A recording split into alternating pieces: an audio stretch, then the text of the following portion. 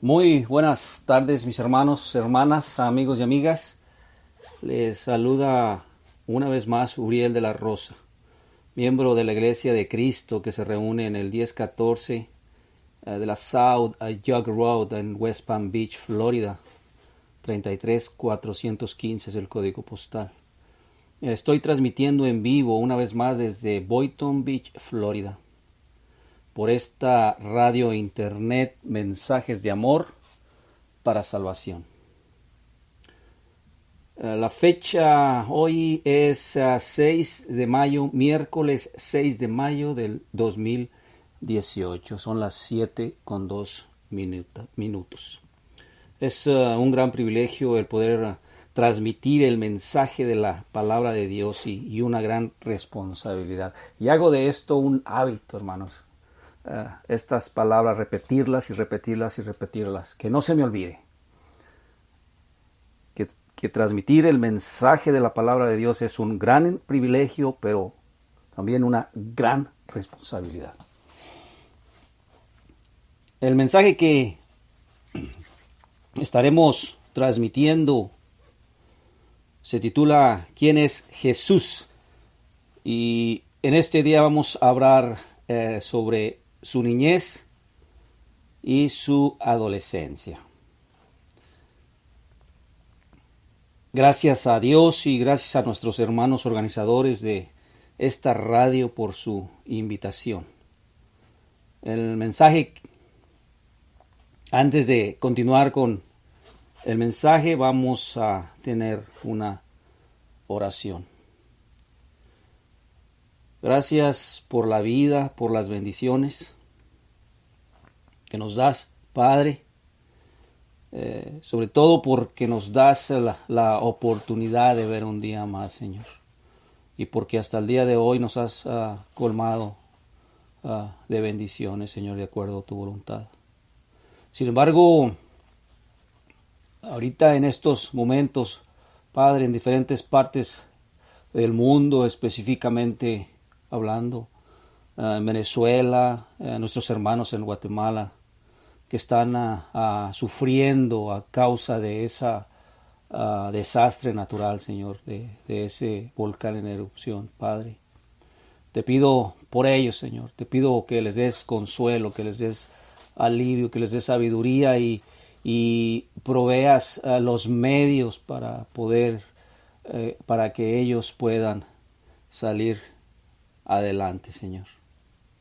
Te pido por aquellos hermanos y hermanas que están delicados de salud. Obra en ellos, Señor, de acuerdo a tu voluntad. Hay mucha necesidad en este mundo, pero sobre todo necesidad de ti, Padre.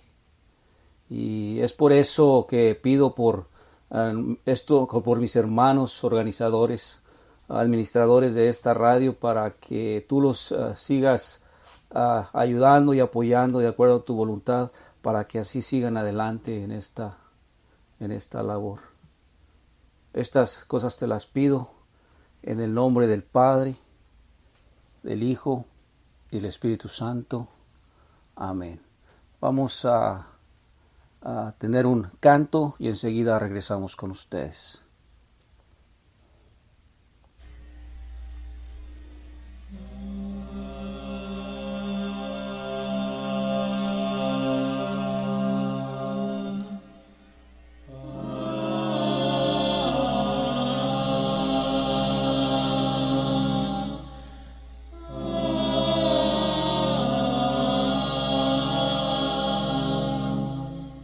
El león de Judá, el león de Judá, el león de la tribu de Judá es el vencedor. El león de la tribu de Judá es el ganador. El león de la tribu de Judá, él siempre va en acción.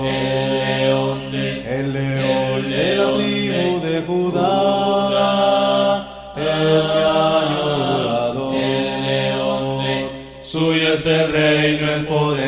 la gloria, honra y autoridad.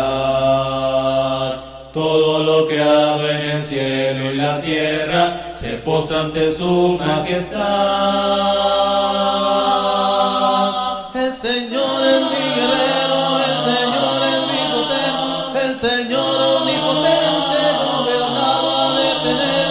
Expulsó a mis enemigos, en la cruz los exhibió.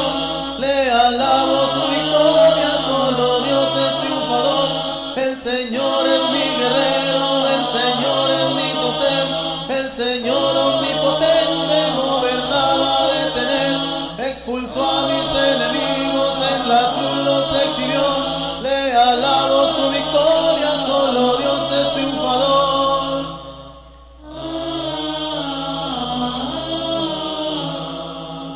El león de la tribu de Judá es el vencedor.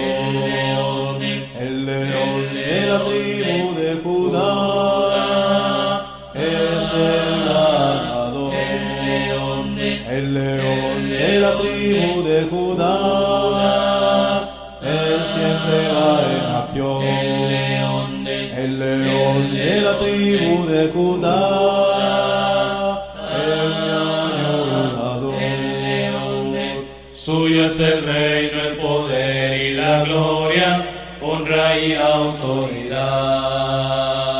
Todo lo creado en el cielo y la tierra se postra ante su majestad.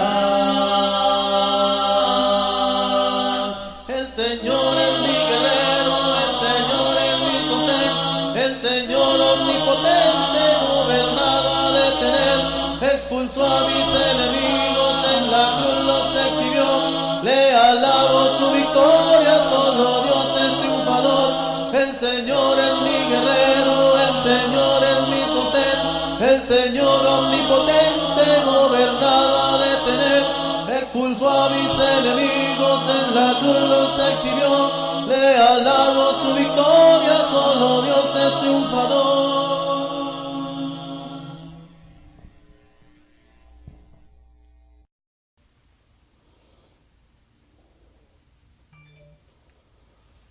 Ok, hermanos, estamos de regreso. Voy a pedir que, si pueden, abran sus Biblias ahí en el Evangelio según San Lucas, capítulo 2, del versículo 8 en adelante. Evangelio según San Lucas, capítulo 2, del versículo 8 en adelante.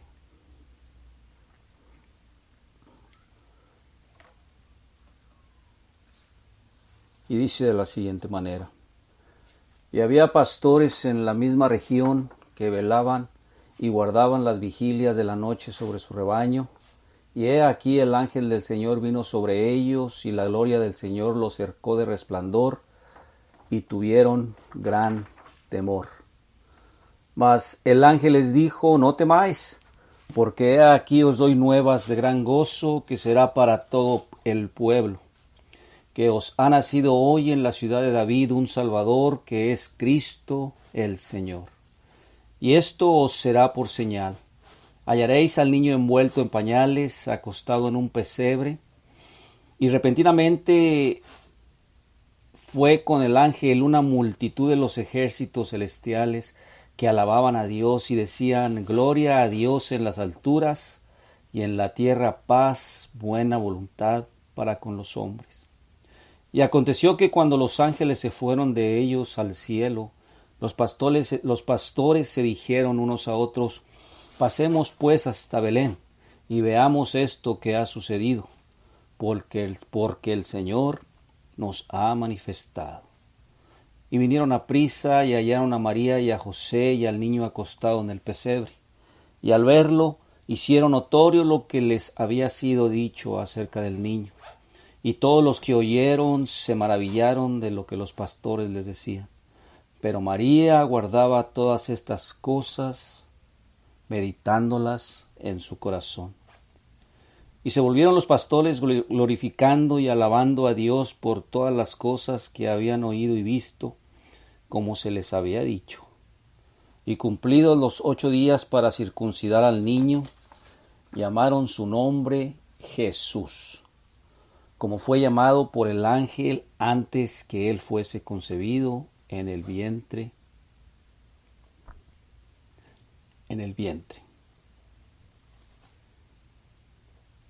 La palabra griega usada por Lucas aquí es ángelos.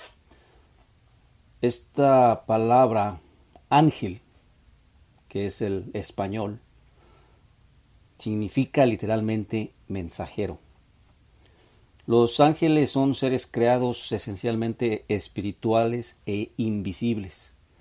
Estos son dotados de poderes que trascienden el orden natural de la creación y en ocasiones son enviados por el Creador en formas visibles a los hombres para llevar los mensajes del Creador. Los ángeles tienen capacidades intelectuales y morales. Como podemos ver, un ángel profetizó la concepción y el nacimiento de Cristo. Un ángel lo llamó Jesús. Los ángeles anunciaron su nacimiento a los pastores. Los ángeles le indicaron a José sobre la seguridad del niño. Los ángeles ministraron a Cristo después de su tentación. Un ángel fortaleció a Cristo después de su agonía en Getsemaní. Los ángeles fueron testigos y mensajeros de su resurrección. Los ángeles lo asistieron en su ascensión y los ángeles lo atenderán en su segunda venida. Los ángeles a veces, hermanos, eran mensajeros de malas noticias y a veces mensajeros de buenas nuevas. Este ángel tenía un mensaje. La palabra mensaje viene del griego evangelizomai, que significa buenas nuevas. ¿Sí? Esta palabra también se traduce como evangelizar. Evangelizar, esta definición es muy importante, hermanos. Grábensela. Evangelizar es simplemente anunciar con compasión y persuasión las buenas nuevas sobre Cristo y dejar que los hombres decidan su propia respuesta. ¿Se han ustedes preguntado por qué Dios envió su mensaje a los pastores? Digo, ¿por qué no decirle primero a los teólogos de esa época, a los doctores de la ley, a los políticos, a los reyes, a los príncipes existentes en esos momentos? ¿Por qué no hablarles, mandarles el mensaje del nacimiento del Mesías a estas personas? Simple y sencillamente porque la mayoría de los teólogos y políticos de esa época estarían emocional, intelectual y moralmente opuestos a tal Mesías. Ninguna cantidad de signos sobrenaturales y anuncios angelicales llevarían a Herodes o a los fariseos a un cobertizo de ganado para adorar a un bebé y cuya cuna era un comedero para animales. En cambio, estos pastores, hermanos y hermanas, estos pastores habían aprendido de la vida dura y humilde que vivían para protegerse contra el orgullo, para protegerse en contra de la arrogancia, ¿sí?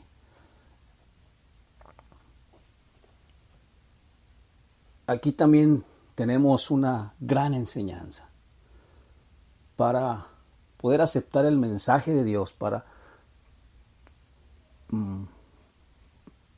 estar en presencia de Él. Nuestro corazón debe de estar libre de orgullo, debe de estar libre de arrogancia, de egoísmo, de maldad. Si recuerdan el relato que tenemos ahí en Lucas 18, Lucas 18, capítulo 12, del fariseo y el publicano. Si recuerdan la posición o de qué manera el fariseo se estaba comunicando con Dios.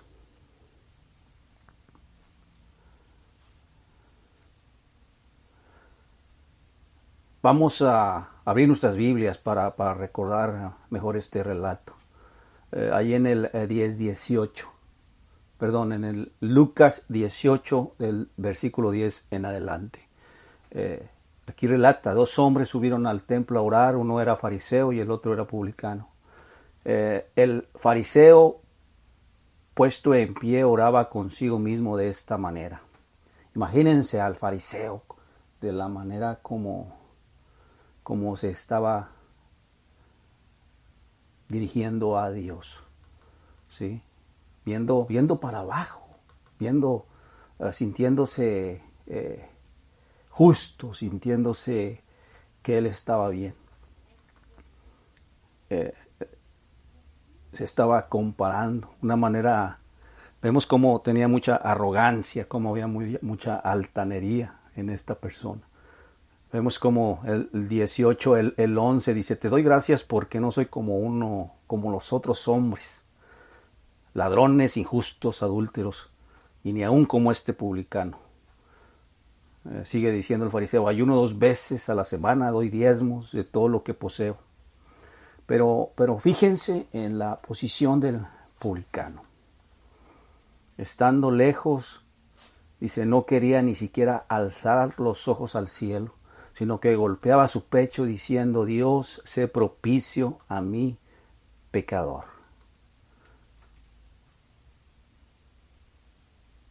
El 14 dice, os digo que éste descendió a su casa justificado antes que el otro. Pero miren la causa, hermanos. Porque cualquiera que se enaltece será humillado, y el que se humilla será enaltecido. Y es exactamente en lo que aprendemos de esta lección, hermanos, de esto que acabamos de leer. Lo que aprendemos de los pastores, ¿verdad?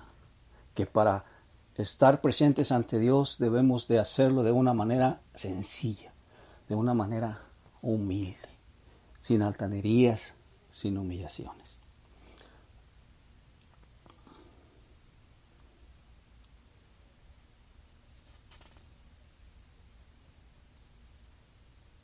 Bien, hermanos, vamos a continuar.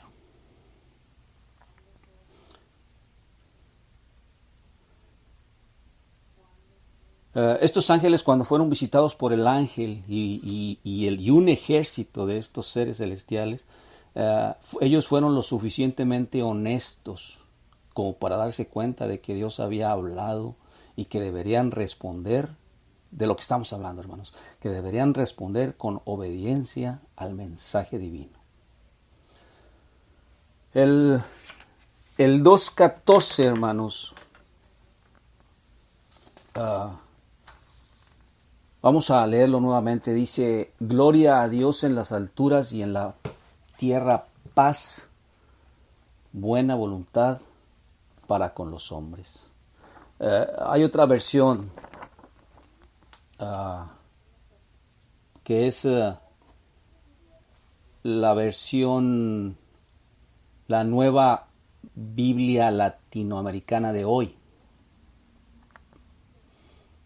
Esta versión dice de la siguiente manera, estoy hablando del versículo 2.14, dice, gloria a Dios en las alturas y en la tierra paz entre los hombres, de buena voluntad en quienes Él se complace. Aquí vamos a tratar de entender estas dos partes, ¿verdad? Imagínense, hermanos, a una multitud, porque después de que el ángel da las buenas nuevas, da el mensaje a los pastores, se aparece una multitud de ángeles. Y una multitud es, no hay cuenta, hermanos, miles y miles y miles y miles de ángeles recitando al unísono, no cantando, hermanos, recitando al unísono, gloria a Dios en las alturas. Imagínense esta escena, hermanos. y en la tierra paz entre los hombres de buena voluntad en quienes Él se complace. La palabra gloria significa majestad, significa excelencia, preeminencia. ¿Sí? Significa que el acontecimiento que está pasando es totalmente divino, es totalmente de lo alto. ¿Sí?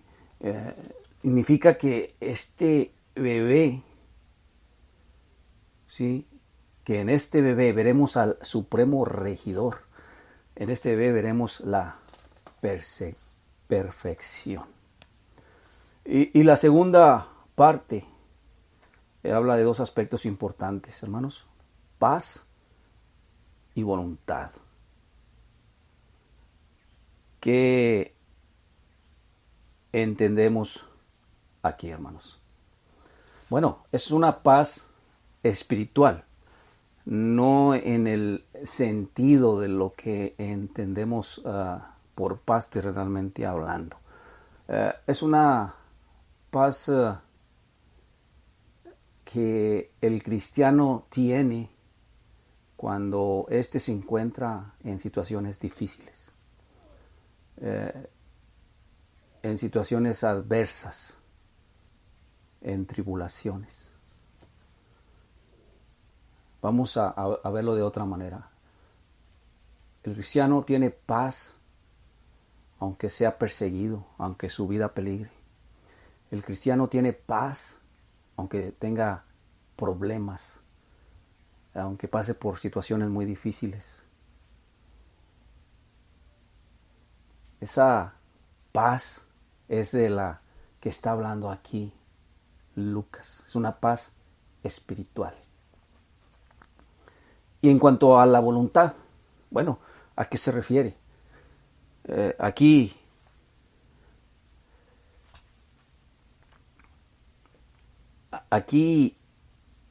básicamente dice, si los hombres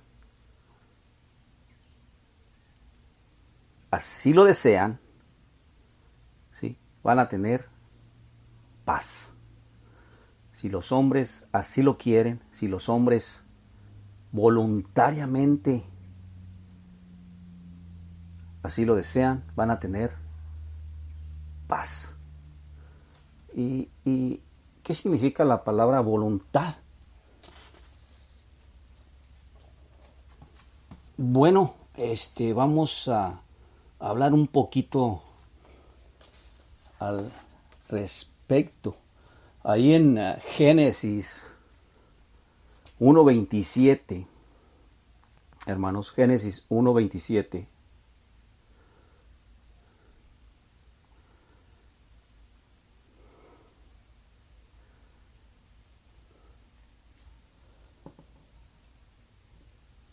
Dice de la siguiente manera: y creó Dios al hombre a su imagen, a imagen de Dios lo creó, varón y hembra los creó.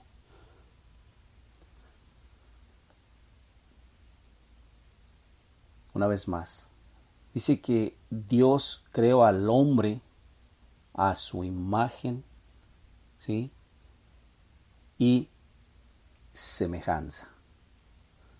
Vamos a entonar un canto y enseguida regresamos, hermanos. Pusiste un canto en mi alma y lo tengo que cantar. Tu espíritu en mi vida me hace proclamar en mi corazón. Te quiero alabar. Pusiste un canto en mi alma al hacerme. Pusiste un canto en mi alma y lo tengo que cantar. Tu espíritu en mi vida me hace proclamar en mi corazón. Te quiero alabar. Pusiste un canto en mi alma al hacerme. Canta mi alma, y en tu nombre alabaré. Canta mi alma, y tu nombre yo honraré. Canta mi alma, mi vida te dedicaré. Canta mi alma, pusiste un canto en mi alma y lo tengo que cantar. Tu espíritu en mi vida me hace proclamar en mi corazón. Te quiero alabar, pusiste un canto en mi alma al hacerme. Pusiste un canto en mi alma al hacerme. Pusiste un canto en mi alma al hacerme.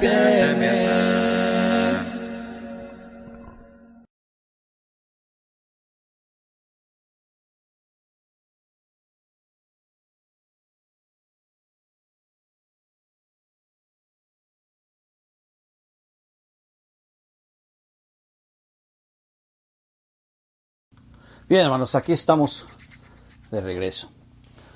Decíamos que el hombre está hecho a imagen y semejanza de Dios.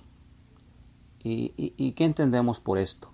Bueno, simple y sencillamente que el hombre refleja, ¿sí?, de su creador esas capacidades y características que lo separan del resto de la creación.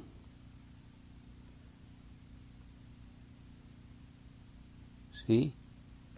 Tenemos características que no otro ser vivo en este planeta las tiene, y esas características, ¿sí?, las obtenemos de Dios.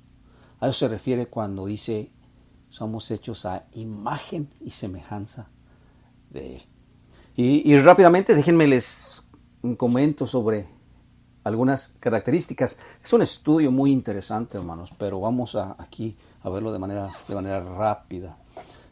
Algunas de estas características son, bueno, lo que estoy haciendo ahorita en estos momentos, ¿verdad? El hombre tiene capacidad para hablar. Otra característica, el hombre tiene capacidad para escribir.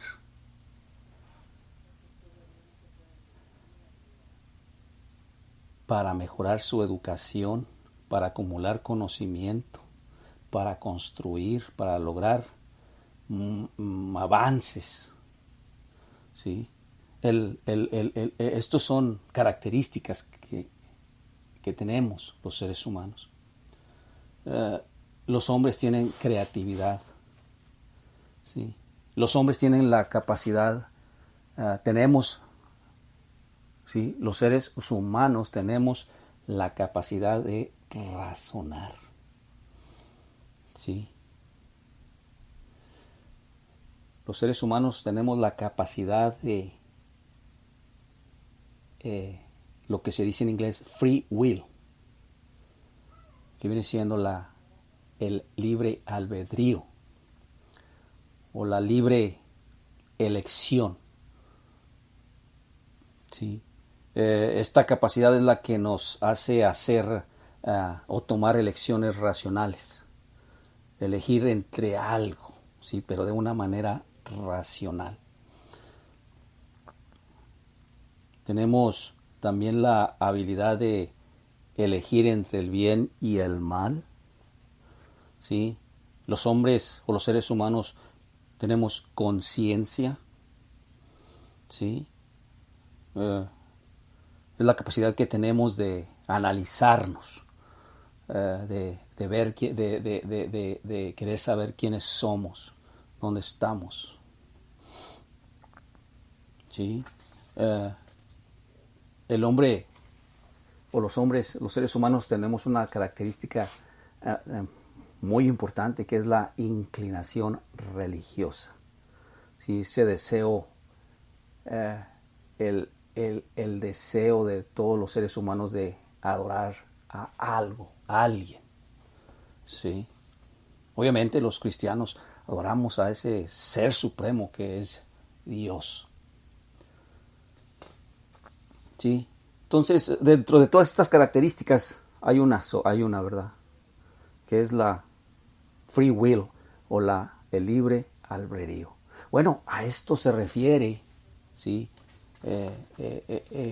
Ahí en el 2.14, a esto se refiere buena voluntad. Simple y sencillamente significa que Jesucristo ofrece paz, pero solamente si el hombre así lo desea. Solamente si el hombre racionalmente decide seguir a Jesucristo. ¿Sí? Y esto tiene mucha relación con la definición que yo les daba anteriormente de lo que significaba evangelizar. ¿Sí? Yo les decía que evangelizar es simplemente anunciar con compasión y persuasión las buenas nuevas sobre Cristo y dejar que los hombres decidan su propia respuesta. ¿Sí? Dejar que los hombres, si tienen voluntad, ¿sí?, que la acepten.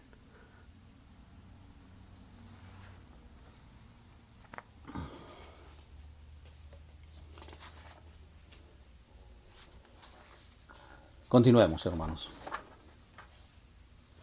Ahí en el 2:19 de Lucas dice, déjenme lo busco, hermanos, 2:19. Dice, pero María guardaba todas estas cosas meditándolas en su corazón.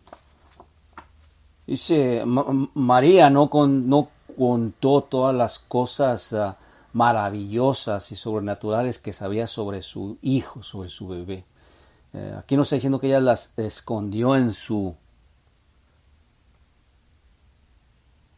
corazón.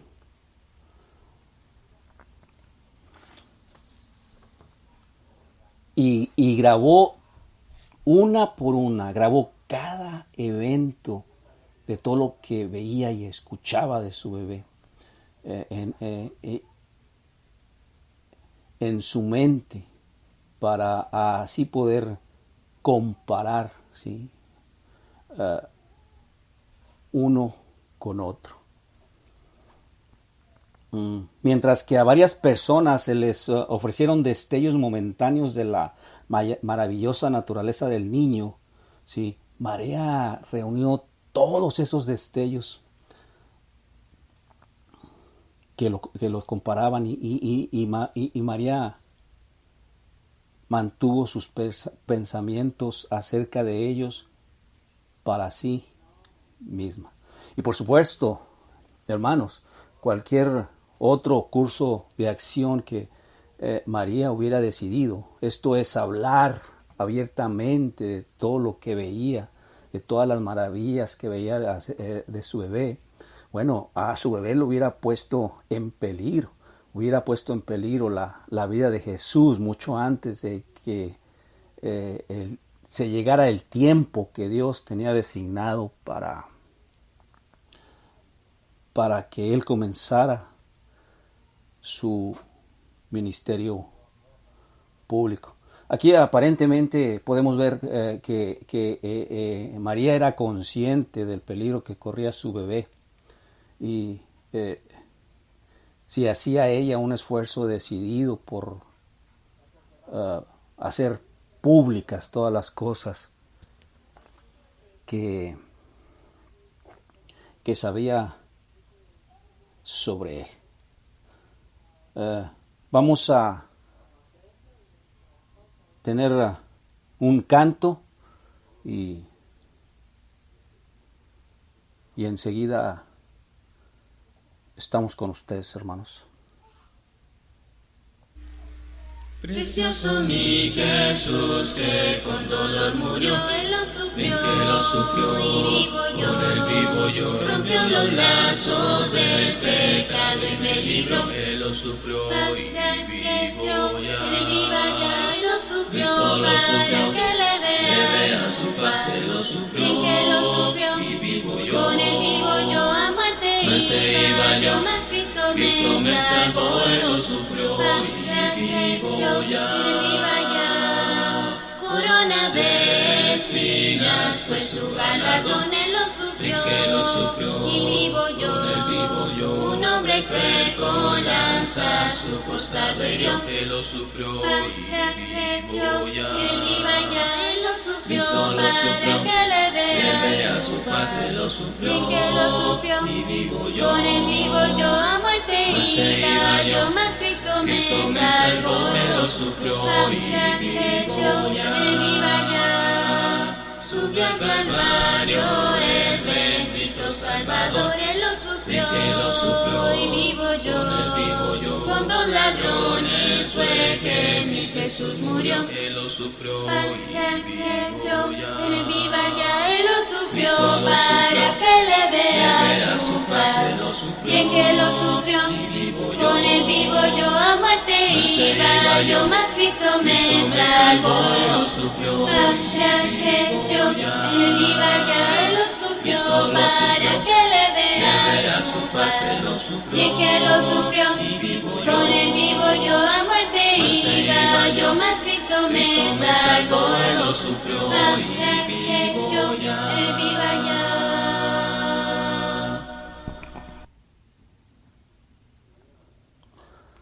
Ok, hermanos, estamos aquí de regreso. Vamos a continuar leyendo nuestras Biblias. Vamos a abrir nuevamente nuestras Biblias ahí en el capítulo 2.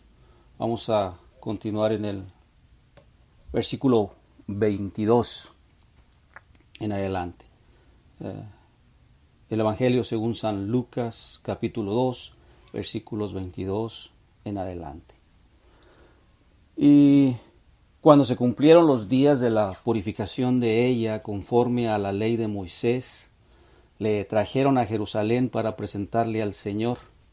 Como está escrito en la ley del Señor, todo varón que abriere la matriz será llamado santo al Señor. Y para ofrecer sacrificio conforme a lo que está dicho en la ley del Señor, un par de tórtolas o 2 palominos.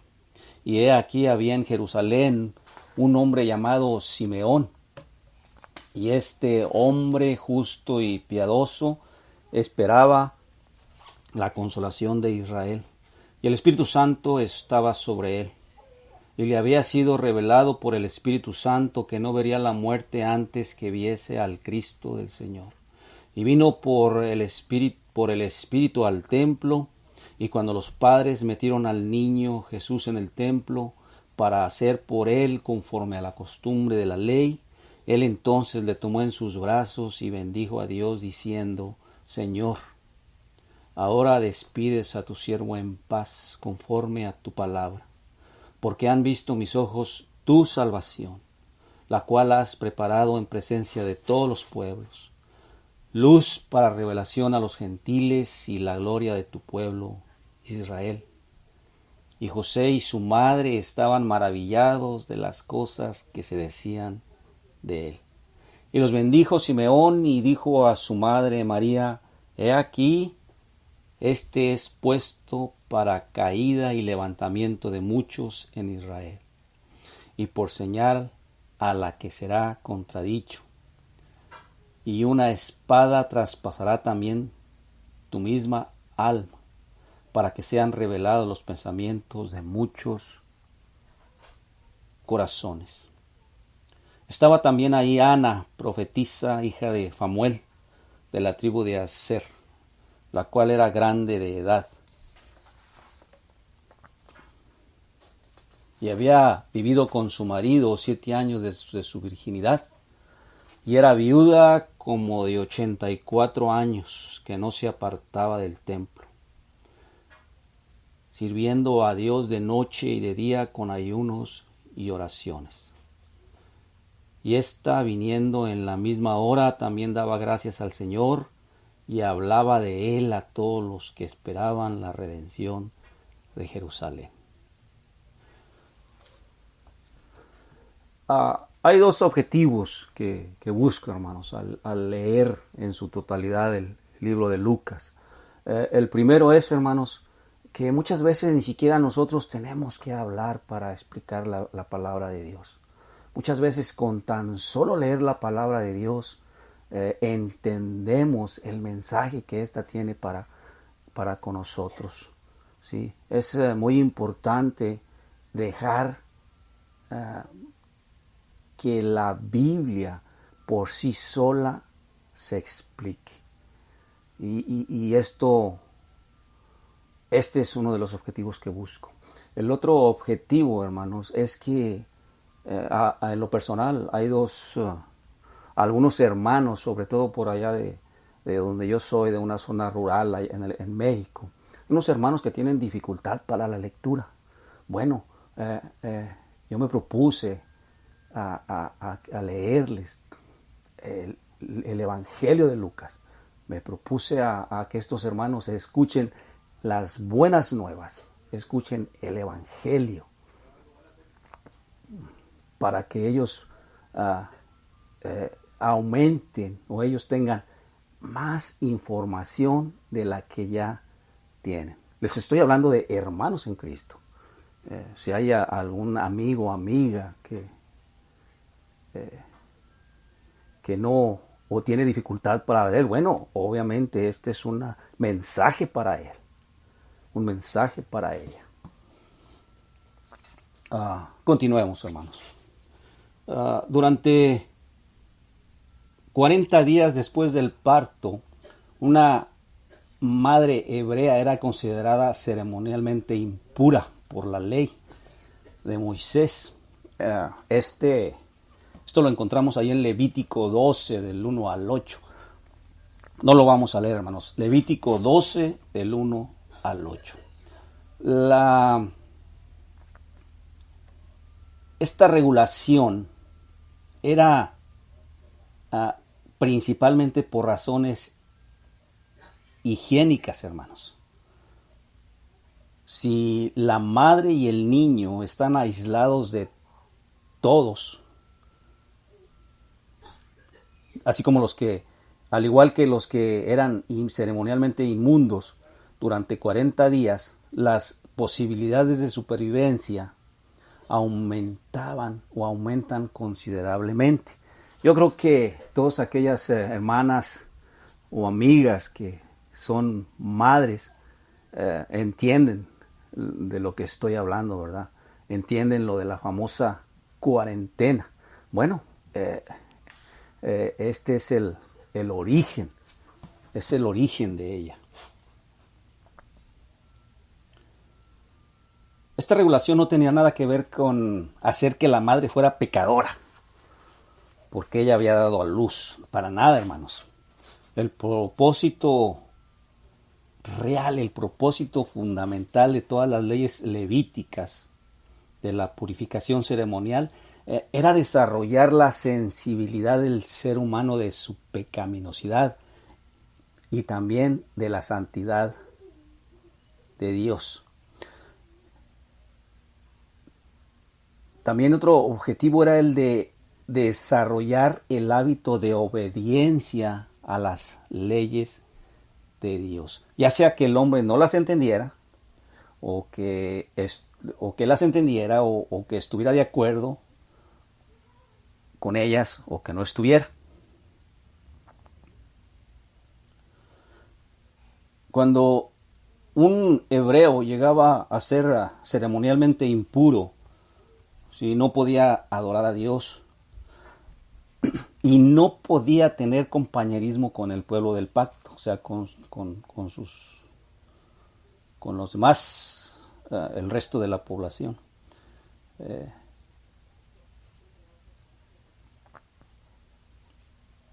Para purificarse, o mejor dicho, para volver a acercarse a adorar a Dios y para volver a tener compañerismo con el pueblo del pacto, tenía que purificarse primero de acuerdo con los rituales de la ley. Como podemos ver, para que María fuera declarada ceremonialmente limpia, nuevamente se les exigía que ofrecieran al sacerdote para sacrificio un cordero o pichón. Pero si ella era pobre, como lo vemos en el relato, ellos eran pobres, de origen humilde, podían ofrecer 2 palomas o 2 tórtolas, ¿sí? Esto lo vemos entonces, como vemos que 40 días después, María junto con su esposo José viajan de Belén a Jerusalén, 40 días después, de Belén a Jerusalén, para presentarse en el templo, sí, con 2 tórtolas, para recibir la purificación del sacerdote. La ley de Moisés, también más adelante en el relato vemos esto, hermanos. La ley de Moisés también requería que cada primogénito masculino, ya sea animal o de hombre, debería de apartarse o debería de ser llamado santo al Señor. Esto, para entenderlo, lo encontramos en el libro de Éxodo, hermanos. Este sí lo vamos a leer porque es muy importante comprenderlo y entenderlo para saber de qué lo que está hablando Lucas aquí. Éxodo 13.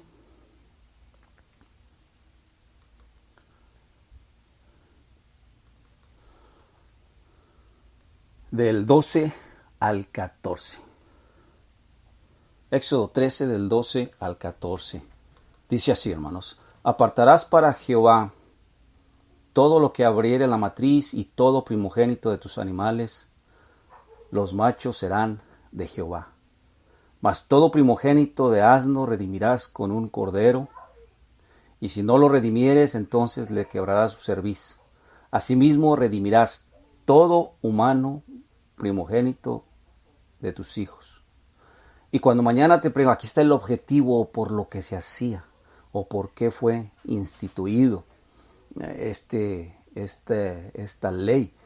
Ahí en el 13:14 leemos, dice: y cuando mañana te preguntare tu hijo diciendo ¿qué es esto?, le dirás: Jehová nos sacó con mano fuerte de Egipto, de casa de servidumbre.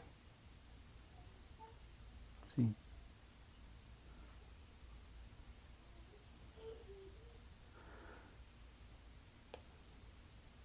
Vamos a leer también el 15 y el 16 para que lo entendamos. Ahí estamos en Éxodo, hermanos, en Éxodo capítulo 13. Vamos a leer ahora el versículo 15. Dice: y endureciéndose Faraón en no dejarnos ir, Jehová mató en la tierra de Egipto a todo primogénito, desde el primogénito humano hasta el primogénito de la bestia. Y por esta causa yo sacrifico para Jehová. Escuchen, hermanos, dice: y por esta causa yo sacrifico para Jehová todo primogénito macho, y redimo, esto es, pago un rescate, ¿sí? Redimo todo primogénito de mis hijos.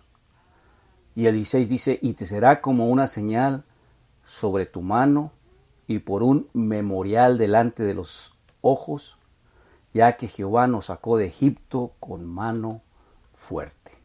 Hermanos, no tenemos ni siquiera que explicar nada, ¿verdad? Con estos versículos que acabamos de leer, nos damos cuenta de lo que está hablando Lucas, del relato de Lucas, de lo que estaba siendo el objetivo por el que fue José y María al templo,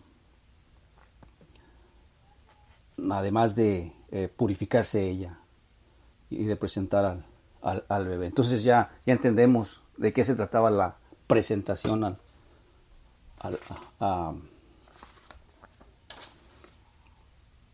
de Jesús en el templo. Aquí podemos ver, hermanos, que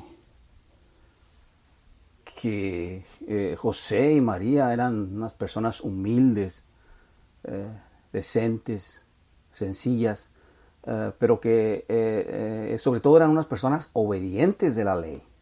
Ellos, tal y como se les ordenaba, estuvieron puntos a cumplir con lo que se les exigía.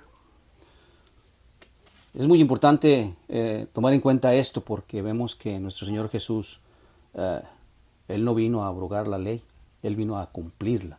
Nuestro Señor Jesús no quebrantó para nada la ley. Como judío, se sometió a la ley hasta su muerte. Ahí en el Lucas 39 leemos: y cuando cumplieron todas las cosas según la ley del Señor, se volvieron a Galilea, a su ciudad de Nazaret. Como podemos ver aquí, hermanos, y cuando me quedan 8 minutos, vamos a ver cuánto podemos avanzar. Vamos a hablar un poquito sobre este versículo que acabamos de leer, Lucas 2:39. Aquí, como podemos ver, Lucas simple y sencillamente omite el relato de los magos de Oriente y la salida espontánea a Egipto. Este relato lo encontramos en el Evangelio según San Mateo, en capítulo 2, versículo del 1 al 23. No lo vamos a leer, hermanos, léanlo ustedes. Este relato lo pondríamos cronológicamente hablando después de la purificación de María y la presentación del niño Jesús en el templo. ¿Sí? Algunos estudiosos de la Biblia comentan que, dan un margen amplio al respecto. Comentan que el acontecimiento ocurrió cuando el niño Jesús tenía de entre 4 meses y 2 años de edad. Sí, así es, hermanos. La visita de los sabios, de los magos, como lo dice Mateo, no ocurrió simultáneamente con la visita de los pastores. No ocurrió estando el bebé en el establo. Ya había pasado un tiempo. El relato dice que tan solamente estaba María con el niño. Hay mucha diferencia, ¿verdad?, del relato que encontramos aquí en Mateo y el relato que escuchamos de la tradición. El relato habla de 3 reyes magos. Bueno, pues no eran ni 3, no eran ni reyes, ¿verdad? Simplemente dice la palabra, eran magos de Oriente, unos magos de Oriente, ¿verdad? La tradición los visualiza viajando en un elefante, un camello y un caballo. Inclusive les da rasgos raciales a cada uno, les pone nombres. Todo eso es tradición, hermanos. Esto no lo encontramos en el relato de Mateo, capítulo 2, versículo del 1 al 23. Así rápidamente, nada más déjenme de comentarle en cuanto a los hombres sabios. La palabra original aquí es mago, magoi, de la cual proviene nuestra palabra mago. Esta palabra, como todos sabemos, ahora es usada en un mal sentido, pero no en el original. Las personas aquí designadas eran personas que eran sabias, eran filósofos, eran sacerdotes, astrónomos en un buen sentido de la palabra, ¿sí? Esas personas vivían principalmente en las regiones de Persia y Arabia, ¿sí? Eran los sabios de las naciones orientales dedicados a la astronomía, a la religión, a la medicina. Sí, estos personajes fueron o eran tenidos en muy buena estima, sí, por los gobernantes y por las gentes de esas regiones. Estos personajes fueron admitidos como consejeros, sí, de los principales gobernantes de aquellas regiones. Y venían del este, del oriente, es del este, ¿verdad? Todos sabemos oriente o este. No se sabe de dónde vinieron, el relato no lo dice, ¿verdad? Pudo haber sido de Persia o de Arabia. También en este relato de Mateo tenemos después de la visita tenemos la huida a Egipto. Léanlo, hermanos, léanlo para que tengan una imagen más amplia de lo que estamos leyendo, de lo que estamos hablando ahorita. En este relato también está la huida a Egipto, cuando José en sueños se le dice que huya porque la vida del bebé está en peligro, ¿verdad? Y después también tenemos el regreso a Nazaret, o sea, van a Egipto y una vez que están en Egipto, de ahí se regresan, no a Belén, sino que se regresan a Nazaret. Estos relatos los encontramos una vez más en el Evangelio según San Mateo, capítulo 2, versículos del 1 al 23. Y hasta aquí nos vamos a quedar, hermanos. Nos faltó un poquito para finalizar con el capítulo 2. Vamos a finalizarlo la próxima semana con el favor de Dios.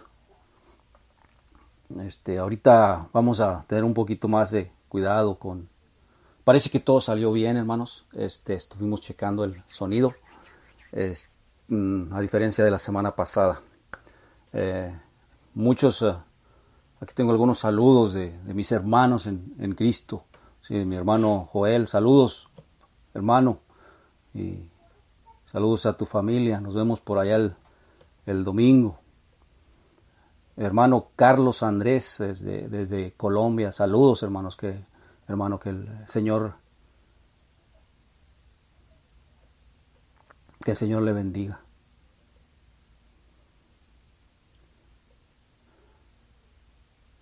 Pues bien, hermanos, con el favor de Dios estaremos aquí la próxima semana con su programa Mensajes de Amor para Salvación.